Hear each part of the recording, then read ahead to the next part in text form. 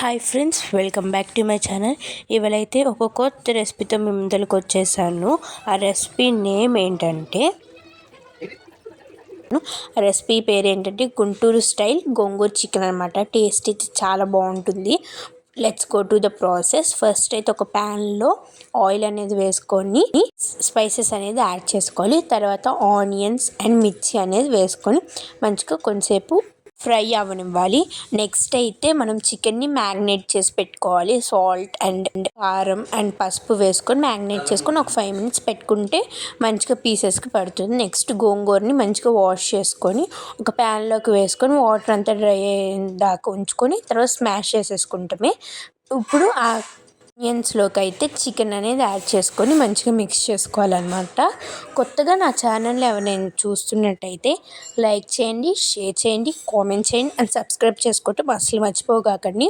ఒక 10 minutes ఆగిన తర్వాత మళ్ళీ ఒకసారి కలుపుకోవాలన్నమాట. అండ్ మీకు చికెన్లో ఏది ఫేవరెట్, చికెన్ ఫ్రైయా, చికెన్ పులుసా, ఏదో కామెంట్ చేసి చెప్పండి. నెక్స్ట్ అయితే ఇప్పుడు ginger garlic paste and garam masala and కారం అనేది వేసుకొని మంచిగా మిక్స్ చేసుకోవాలన్నమాట. కారం కొంచెం ఎక్కువ వేసుకొని కొంచెం స్పైసీగా ఉంటుంది, బాగుంటుందన్నమాట స్పైసీగా ఉంటే. ఇప్పుడు వాటిలన్నిటిని మంచిగా మిక్స్ అయితే చేసేసుకోవాలి. తర్వాత అయితే ఇందాక మనం మెదుపుకున్న గోంగూర అనేది దాంట్లోకి వేసుకోవాలన్నమాట. కొంచెం కొంచెం వేసుకుంటూ మొత్తం మిక్స్ చేసేసుకోవాలన్నమాట. టేస్ట్ అయితే నెక్స్ట్ లెవెల్గా ఉంటుంది. ఖచ్చితంగా మీరు ట్రై చేయాల్సిందే.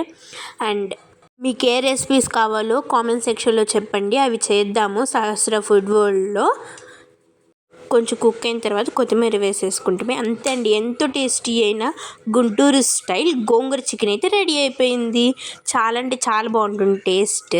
ఖచ్చితంగా ట్రై చేసి చెప్పండి. Thank you for watching. Subscribe for more videos. Bye guys.